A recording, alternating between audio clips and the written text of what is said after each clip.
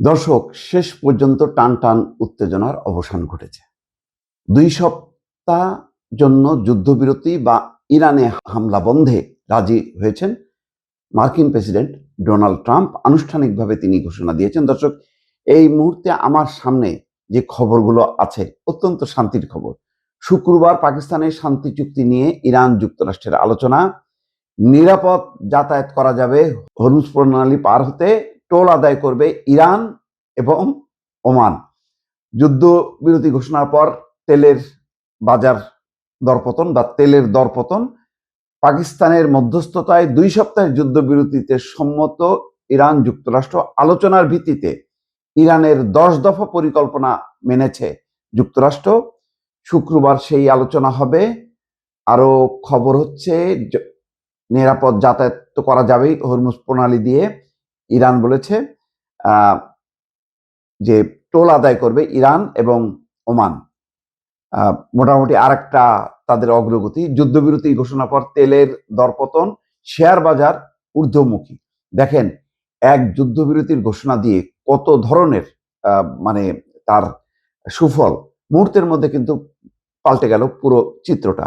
অর্থাৎ উত্তেজনা নাই, তেলের দাম পড়ে গেল, শেয়ার বাজার উঠে গেল এবং ইরানেরও যে লক্ষ্য অর্জন হলো, তারা পার্লামেন্টে পাশ করেছিল যে এই হরমুজ প্রণালী দিয়ে যে সমস্ত জাহাজ যাতায়াত করবে তাদেরকে টোল দিতে হবে। তাদের নিরাপত্তা, তাদের সমস্ত সুরক্ষা, অন্যান্য যে সার্ভিস আছে, সাবমেরিন, কেবল লাইনের কিছুই তারা নিয়ন্ত্রণ করবে, দেখভাল করবে এবং তারা টোল আদায় করবে। এবং শুধু ইরান স্বার্থপরের মতো না, ইরান ওমানকেও সাথে নিয়েছে। ইরান এবং ওমান মিলে এটি করবে এবং এর ফলে যেটা হলো যে ইরান লাভবান হবে। প্রতিদিন তাদের বলা হচ্ছে প্রায় 10 থেকে 15 কোটি ডলার ইনকাম হবে। এটা একটা বিরাট একটা লাভ হবে। নিরাপত্তা নিশ্চিত করছে ইরান এবং সেই সাথে ইরান যে 10 দফা দিয়েছে আলোচনার জন্য, সেই 10 দফার ভিত্তিতে আলোচনা চলতে পারে বলে ডোনাল্ড ট্রাম্প নিজে ঘোষণা করেছেন।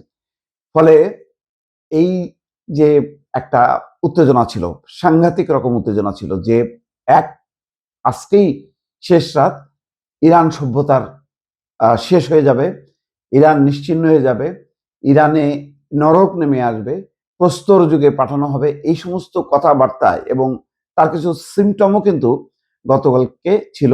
9টা সেতু, রেল সেতু ধ্বংস করেছে ইসরায়েল। তারপরে খার্ক দ্বীপে ভয়ঙ্কর বিস্ফোরণ হয়েছে। এর আলামতগুলি বোঝা যাচ্ছিল যে আস্তে আস্তে হয়তো এটা আরো ব্যাপক, বোঝা যাচ্ছিল যে আরো হয়তো ব্যাপকতা লাভ করবে। এবং বাংলাদেশের মানুষ আতঙ্কে ছিল যে রাত পার হবার পর সকালবেলায় তারা কি দুঃসংবাদগুলো তারা লক্ষ্য করে, কিন্তু রাতে তারা যখন নাকি অনলাইন দেখেছে, টেলিভিশন চ্যানেল খুলেছে, তখন তারা সুসংবাদ দেখেছে, শান্তির বার্তা দেখেছে। এবং বাংলাদেশের জন্য স্বস্তিকর এই যে তেল নিয়ে যেই পরিমাণ পরিস্থিতি তৈরি হচ্ছিল তার অবসান ঘটাতে বাংলাদেশ যেই একেবারে সামনে আর কয়েকদিনের মধ্যে ভয়ঙ্কর একটা পরিস্থিতি হতো তেল নিয়ে, তার একটা অবসান ঘটলো। এর পাশাপাশি সারা বিশ্বে দেখেন সাথে সাথে তেলের দামটা কমে যাচ্ছে। ফলে এটা অর্থনীতির জন্য ভালো, শেয়ার বাজার ঊর্ধ্বমুখী হচ্ছে। সব মিলিয়ে শুক্রবার পাকিস্তানে শান্তি চুক্তি নিয়ে ইরান যুক্তরাষ্ট্রের আলোচনা এবং এই শুক্রবারই আলোচনা শুরু হবে এবং 10 দফার মেনে নিয়েছে ডোনাল্ড ট্রাম্প যে এটার ভিত্তিতে আলোচনা হতে পারে।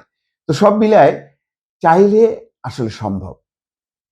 ডোনাল্ড ট্রাম্প যেই ধরনের পাগলামি করছিল, যদি ইরানের প্রস্তাবটা মেনে নিত, ইরানের চাওয়াটা সিম্পল যে এই দফায় দফায় যুদ্ধ চলবে না, যুদ্ধ বিরতি হবে, যুদ্ধ বন্ধ হবে এবং এটার একটা স্থায়ীভাবে এটা একটা চুক্তি হইতে হবে, তাহলে ইরান আলোচনায় রাজি।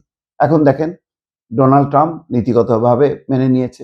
এখন এটার মানে নীতিগত জয় কার হলো, ট্রাম্পের নাকি ইরানের, সেটা নিশ্চয়ই আলোচনা হবে। তবে এই মুহূর্তে একটা সারা বিশ্বে যে উত্তেজনার পর একটা শান্তির বার্তা সবখানে এই ব্যাপারে নিশ্চিত বলা যায় এবং ধারণা করা যায় অন্তত আজ থেকে আর এই ভয়ঙ্কর যেই হামলাগুলি গতকাল পর্যন্ত হয়েছে সেটি আর দুই পক্ষের মধ্যে হবে না দর্শক।